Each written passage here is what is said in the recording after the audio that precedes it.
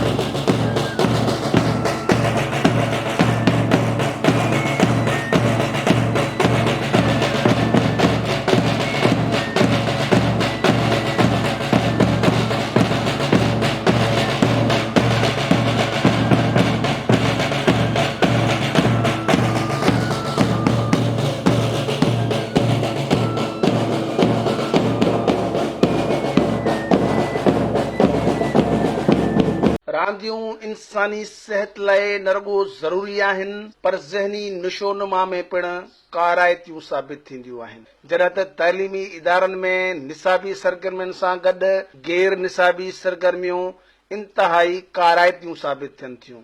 जोही जे government degree college में sports festival मल्हायो वियो। कॉलेज जे कुशादे ग्राउंड ते फर्स्ट ईयर ऐं इंटर जे शागिर्दनि विच में क्रिकेट, फुटबॉल, मल्ल मुक़ाबला, वंझवटी, ड्रोड़, रस्साकशी, लॉन्ग जंप जा मुक़ाबला थिया, जॾहिं त फर्स्ट ईयर ऐं इंटर जे शागिर्दनि विच में वरी बास्केटबॉल, रस्साकशी, निशानेबाज़ी, ड्रोड़, म्यूजिकल चेयर जा दिलचस्प मुक़ाबला थिया। स्पोर्ट्स फेस्टिवल दौरान शागिर्दनि तोड़े शागिर्दनि में इंतहाई जोश जज्बो नजर आयो।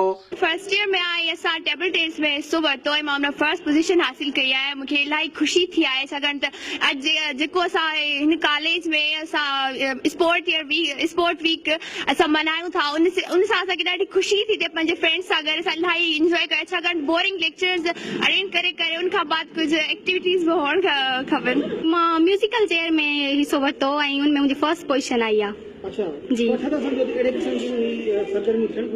जी हाँ ईअं थियणु घुरिजे ऐं असां पंहिंजे प्रिंसिपल जा थैंकफुल हुजे ऐं असांखे इहा अपॉर्चुनिटी ॾिनी ऐं तक़रीबन के तालका जेके हूंदा आहिनि उन्हनि में मतिलबु न थींदा फेस्टिवल्स वग़ैरह ऐं असां पंहिंजे प्रिंसिपल जा तमामु घणा थोराइता हुजे असांखे इहा अपॉर्चुनिटी ॾिनी आहे। अंग्रेजी में चवणी आहे त always study and no play makes Jack a dull boy. उन करे अहिड़े क़िस्म जे सेहतमंद सरगर्मियुनि खे हथी वठराइण उन करे भी ज़रूरी आहे त उन सां शागिर्दनि में रोज़मरह जे सरगर्मियुनि खां हटी करे अॻिते वधण ऐं मुक़ाबले करण जी जुस्तजू पैदा थिए थी। प्रोफेसर गुलाम सरवर लगारी जो 20 ग्रेड में प्रमोशन थियो त संदसि posting Khairpur Nathan Shah college में थी, जिते हिन मुख़्तसर अरसे में कॉलेज में तमामु बहितर तब्दीलियूं आणण जी भरपूर कोशिश कई, जंहिंखां पोइ तुर्त ई संदसि पोस्टिंग रीजनल डायरेक्टर कॉलेजिस लाड़काने तौर थी, जिते पिण खेसि मुख़्तसर वक़्त लाइ कमु करण जो मौक़ो मिलियो, पर उन निहायत मुख़्तसर अरसे में हुन लाड़काने रीजन जे कॉलेजिस लाइ पाण पतोड़ींदे बहितरीन कमु कयो। पंहिंजे अख़्तियार वारा उन्हनि जा मसइला हल कंदो रहियो, गॾोगॾु आला अख़्तियारनि ताईं बि उन्हनि कॉलेजनि जा असुल मसइला पहुचाए उन्हनि जे हल लाइ प्रिंसिपल्स सां गॾु बीठो रहियो। पोइ उहे कॉलेजनि जे प्लाटनि ते कब्ज़नि जा मामला हुजनि या वरी फर्नीचर ऐं टीचिंग ऐं नॉन टीचिंग स्टाफ जी खोट वारा सवाल, लगारी साहब पंहिंजे आरडीशिप दौरान कॉलेजनि खे पाबंद बनायो त मुख़्तलिफ़ सब्जेक्ट जूं हफ़्तेवार टेस्टूं वरितियूं वञनि, जंहिंजा पिणु तमामु सुठा नतीजा मुरतब थिया। रांदियुनि जा हफ़्ता मल्हाया विया त मुख़्तलिफ़ क़ौमी ॾींहंनि जे हवाले सां केतिरा ई प्रोग्राम पिणु तरतीब ॾिना विया। गर्ल्स कॉलेजनि खे बस ॾियण जी सहूलियत जे सिलसिले में बि क़ाबिले तारीफ़ कमु कयो। कॉलेजनि जी एसेनी वारे अहम मसइले खे बि हल कराइण लाइ उन सिलसिले में काफ़ी अॻभराई कई। प्रोफेसर गुलाम सरवर लगारी साहब 1991 में शादी जे बंधन में ॿधिजी वियो। खेसि 2 न्याणियुनि ऐं 6 पुटनि जो औलाद आहे, जिन में तरतीबवार अली जिब्रान, एल्सा, अली फराज़, इकरा, अली शिराज, अली ख़याम, अली सरवान ऐं अली सरवेज शामिल आहिनि। प्रोफेसर गुलाम सरवर लगारी जो जनम बहार जे पहिरीं शुरूआत वारनि ॾींहंनि में थियो ऐं अक्सर बहार में जनम वठंदड़ माण्हू दिलि जा बि बाग़ बहार हूंदा आहिनि। मुरकंदड़ मुख सां मिली उहिदनि ऐं कुर्सनि खां बालातर थी सभु कंहिंखे हिकु जेतिरो मान ॾियणु मोहबत सां पेश अचणु कोई लगारी साहब खां सिखे। वटसि उत्तम ख़ूबी माणपो आहे। उहो ई सबबु आहे जो हू जंहिंसां बि मिले थो उनखे पंहिंजे स्वभाव सां पंहिंजो बणाए छॾे थो। हू रांदियुनि में बैडमिंटन वॾे शौक़ सां खेॾे थो। सवेर सुम्हणु ऐं सवेर उथणु संदसि जीवन जो मामूल बणियल आहे। सिहत जे मामले में पिणु पंहिंजो ख़्यालु रखंदड़ आहे। उन ई करे ई परियां ॾिसंदड़ माण्हू खेसि अञा बि नौजवान ई सम्झनि था। ड्रेसिंग जे मामले में बि संदसि सिलेक्शन खे दाद ॾियण खां सवाइ नथो रही सघिजे। नफ़ाज़त सां भरपूर शख़्सियत, पर इरादा हिमालय जा ऊचा उतां हा। पाण लिखण सां बि संदसि गहरी दिलचस्पी रही आहे। सफ़रनामा ऐं डायरियूं लिखी पाण वटि महफ़ूज़ कया अथई। वटसि ज़ाती लाइब्रेरी बि आहे, जंहिंमें काफ़ी किताबनि जो ज़ख़ीरो मौजूदु आहे। चिणग, हैरत पब्लिकेशन, सरवान मैगज़ीन सां संदसि मुख़्तलिफ़ हैसियतुनि में तालुक़ु रहियो। प्रोफेसर गुलाम सरवर लगारी घणो पढ़ियो, सुलझल सेबतो ऐं गुणाइतो इंसानु आहे, जंहिं 11 फरवरी ते उमिरि जा 60 साल मुकमिल करे रिटायरमेंट वरिती आहे।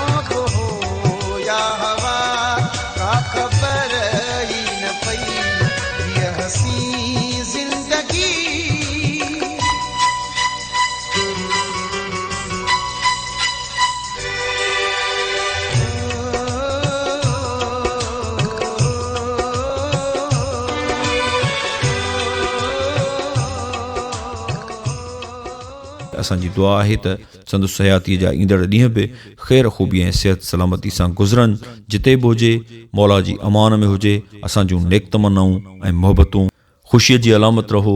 इहे था दुआऊं घुरूं। सदाईं सलामत रहो।